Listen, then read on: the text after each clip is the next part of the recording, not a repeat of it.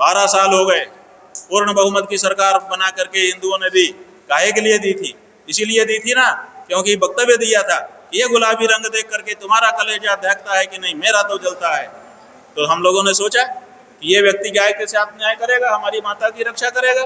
12 साल के बाद भी अगर नहीं रक्षा कर पा रहे हो तो अब तुमको क्या हक है कि तुम अभी भी हमारा वोट प्राप्त करो। हमको राजनीति की कोई आकांक्षा नहीं है, राजनीति में हम जा भी नहीं रहे हैं, लेकिन राजनीति हमारे धर्म को प्रभावित कर रही है और इसीलिए हम भी राजनीति को प्रभावित करना चाहते हैं, परिष्कृत करना चाहते हैं। क्योंकि जिस रास्ते पर हमारे देश के वर्तमान नेता देश को लेकर के जा रहे हैं उसमें हम हिंदुओं के समाप्त हो जाने की परिस्थिति बन गई है। आप देखिए कि अगर गौमांस के बारे में जैसा कि इस समय की सत्ताधारी पार्टी प्रचार कर रही है, कह रहे हैं कि गाय का मांस खाने में क्या हर्जा है, और अगर उन्होंने हिंदू बच्चों को गौमांस खिलाना शुरू कर दिया तो फिर मुसलमानों में, ईसाइयों में और हिंदुओं में क्या अंतर रह जाएगा? तो हिंदू तो समाप्त ही हो जाएंगे। तो अपने धर्म के अनुयायियों को बचाए रखने के लिए, उनकी पवित्रता को अक्षुण्ण रखने के लिए एक धर्माचार्य होने के नाते हमारी ज़रूरत है कि हम एक एक हिंदू के पास जाएं और जा करके उसको धर्म का मर्म बताएं, और उसके लिए हम निकले हुए हैं। राजनीति तो इसमें बीच में आ गई है। क्यों? क्योंकि अभी एक आपके प्रदेश के नेता हैं, कोई तिवारी हैं, उन्होंने वक्तव्य दिया कि गाय को राजनीति का विषय नहीं बनाना चाहिए। हमने कहा कि स्वागत है आपकी वक्तव्य का, तो आप ऐसा करिए कि गाय को काटने का लाइसेंस राजनीति करने वालों ने दिया है, सरकार ने। सरकार तो राजनीति के दरवाजे से ही घुस करके बनती है ना, तो उन्होंने लाइसेंस दिया है बूचड़खानों को, कैंसिल कर दीजिए गाय को काटने का लाइसेंस। गाय के काटने वाले जो बूचड़खाने हैं उनको सब्सिडी आपने राजनीति वालों ने दी है, वो कैंसिल कर दीजिए।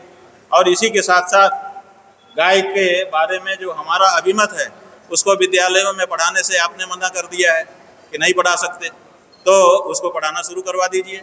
हम गाय को राजनीति में आएंगे, लेकिन आप हमारी गाय को काटने के लिए लाइसेंस दें, आप गाय को काटने वाले बूचड़खानों को सब्सिडी दें, मदद दें।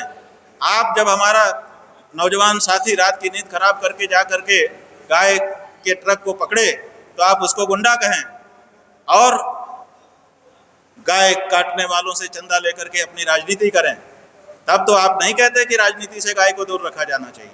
और जब गाय को बचाने के लिए कोई आकर के खड़ा हो जाए तो आप कहते हैं कि गाय को राजनीति का विषय नहीं बनाना चाहिए।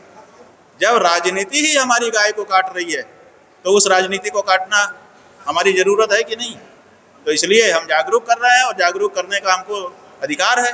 अपनी जनता को हम बता रहे हैं, धीरे धीरे आज नहीं तो कल ये बात धीरे धीरे आगे चलेगी, और ये मुहिम देश में सनातनी राजनीति की शुरुआत कर रही है।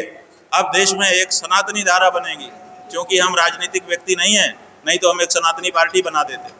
लेकिन जब जैसे जैसे सनातनी वोट बढ़ेगा, शेयर बढ़ेगा, वैसे वैसे सनातनी लोग राजनीति में आना शुरू करेंगे, और फिर देश सनातनी राजनीति का भी केंद्र बनेगा। और अगर सनातनी राजनीति देश में आ गई तो सचमुच का भारत भारत हो जाएगा। क्यों? क्योंकि भारत की सभ्यता संस्कृति ही सनातनी रही है। आज भी भारत में 80 करोड़ से ज़्यादा सनातनी लोग रहते हैं, इसलिए सनातनियों की भावना की अनदेखी कोई नहीं कर सकता। और कोई नकली हिंदू बन करके आ जाए तो ज़्यादा दिन तक नहीं रह सकता, क्योंकि कलई तो खुली जाती है। वेश बना के कोई कब तक अपने आप को हिंदू कहेगा? 12 साल हो गए, पूर्ण बहुमत की सरकार बना करके हिंदुओं ने दी। काहे के लिए दी थी? इसीलिए दी थी ना क्योंकि वक्तव्य दिया था ये गुलाबी रंग देख करके तुम्हारा कलेजा दहकता है कि नहीं, मेरा तो जलता है। तो हम लोगों ने सोचा कि ये व्यक्ति गाय के साथ न्याय करेगा, हमारी माता की रक्षा करेगा। 12 साल के बाद भी अगर नहीं रक्षा कर पा रहे हो तो अब तुमको क्या हक है कि तुम अभी भी हमारा वोट प्राप्त करो? ये हमारी बात है। और इसी तरह से जो विपक्षी हैं उनके लिए भी है कि 12 साल से तुम विपक्ष में बैठे हो, फिर भी हमारी भावना को समझ करके संसद में नहीं बोल रहे हो। कम से कम हारने पर तो तुम बोलते हैं हमारी भावना को कि देश का बहुसंख्यक जन ये चाहता है कि गौ रक्षा हो, गौ हत्या बंद हो। तो न तो विपक्षी बोल पा रहे हैं, न तो पक्षकार बोल पा रहे हैं। तो ऐसी परिस्थिति में एक नई धारा का उदय तो होना ही है।